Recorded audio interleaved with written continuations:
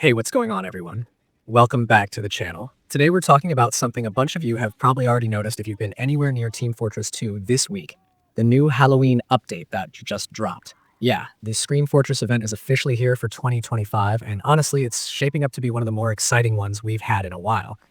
So first off, Valve dropped Scream Fortress 17, and yeah, I know, that's crazy to think about. 17 years of Halloween updates. That's basically a tradition at this point. It wouldn't be October without TF2 getting spooky again. This time around, Valve introduced a bunch of community-made maps, new cosmetics, unusual effects, and the classic event contracts tied to your soul gargoyle. If you've played any Scream Fortress before, you already know the vibe. It's chaotic, it's goofy, and somehow still manages to make TF2 feel fresh, even after all these years. But the real highlight this year is definitely the map lineup.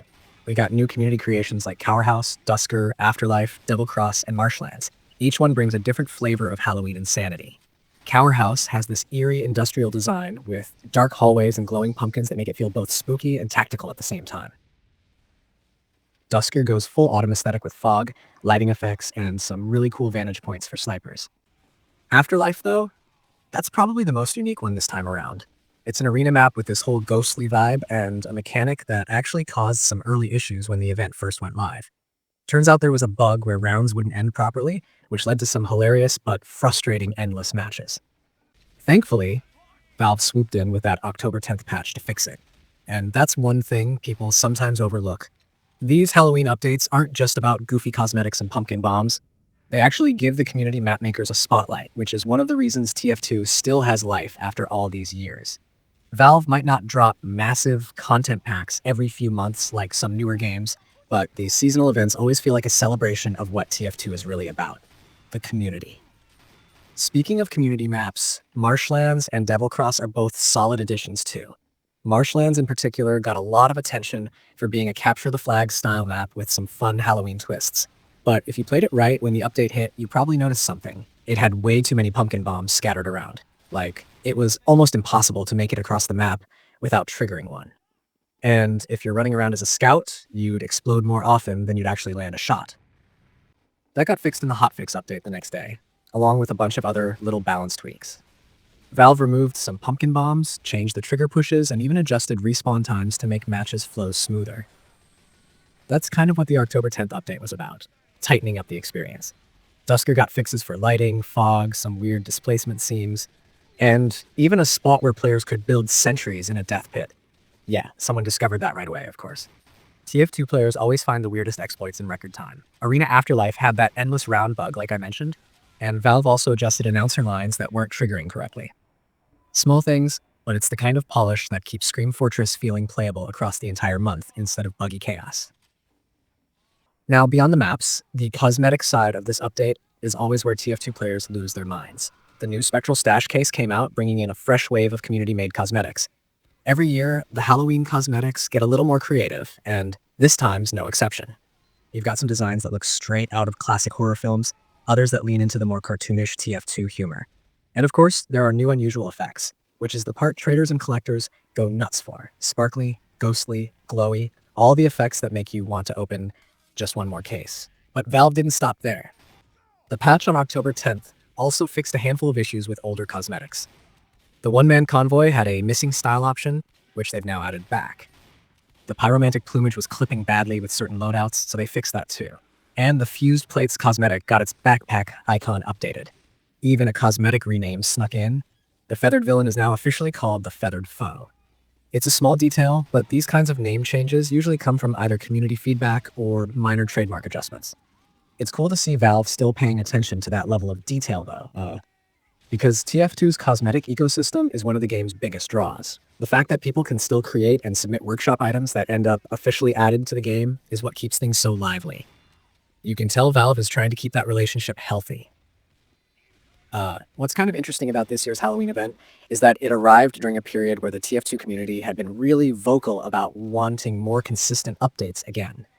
Scream Fortress is always a guaranteed event, but people weren't sure how much attention Valve was going to give it this time. The 2023 and 24 updates were fun, but they leaned pretty heavily on reusing older maps with small additions. This year's event, though, feels like a step up.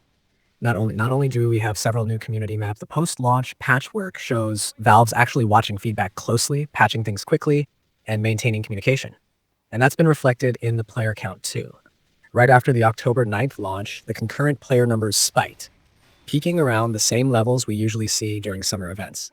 It's clear people were excited to jump back in. Halloween events are like a homecoming for TF2 players. You log in, mess around with spells, maybe earn a few contracts, and just enjoy the chaos. That's the spirit of Scream Fortress, and somehow it never gets old. One of the biggest talking points among players this week has been how good the lighting and overall mood feel on these new maps. Dusker especially stands out for its eerie atmosphere. The fog effect on that map is subtle but adds so much to the tension. Combine that with the occasional thunder sound effects, and it feels like TF2 in a haunted world. Even though these are community-made, Valve's polished passes really help them feel cohesive with the official map pool. Now, something worth mentioning is the timing of everything. The event officially kicked off on October 9th, but because of how Steam's publishing system works, the patch notes and build uploads don't always align perfectly across time zones. So you might have seen people saying the update dropped on the 10th or even on the 11th, but that's just due to when the update propagated through the different regions. The main event started on the 9th, the hotfix came on the 10th, and the press coverage hit on the 11th. It's basically a 3-day rollout. What's funny is that TF2 players are so dedicated that people were already dissecting the update files on SteamDB before Valve even finished posting the patch notes. Like within minutes of the build going live, there were screenshots, data mines, and speculation posts popping up on Reddit. It's honestly kind of impressive how quickly the community mobilizes every single time something new happens in this game. One of the small but meaningful things people noticed was that the Soul Gargoyle contracts are still around. And that's good news because it means anyone who missed past Halloween rewards has another shot. These contracts are kind of the backbone of Scream Fortress, earning Halloween cosmetics, spells, and those classic souls that fill up your gargoyle. It's a fun grind that gives players goals beyond just messing around on event maps. But let's be real. Part of what makes TF2's Halloween updates so iconic isn't just the new content, it's the chaos. The pumpkin bombs, the magic spells, the ghosts that chase you, Marasmus yelling at everyone, it's all just pure TF2 energy. It's not about perfect balance or high-level gameplay, it's about enjoying how absurdly fun the game can be. And this year's event captures that perfectly. Despite being nearly 2 decades old, TF2 still has that magic touch where an update like this can make it feel brand new again for a few weeks. Players who haven't logged in since summer come back, servers fill up, and the community feels alive again. What's really nice to see is that Valve didn't just let the event go live and then walk away. The quick hotfix on October 10th proves they're paying attention.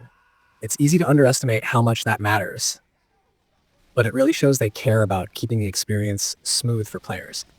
Bugs like endless rounds or exploitable perch spots might sound minor, but they can ruin matches fast, especially during seasonal events where everyone's hopping in. So fixing those within 24 hours, that's a good look.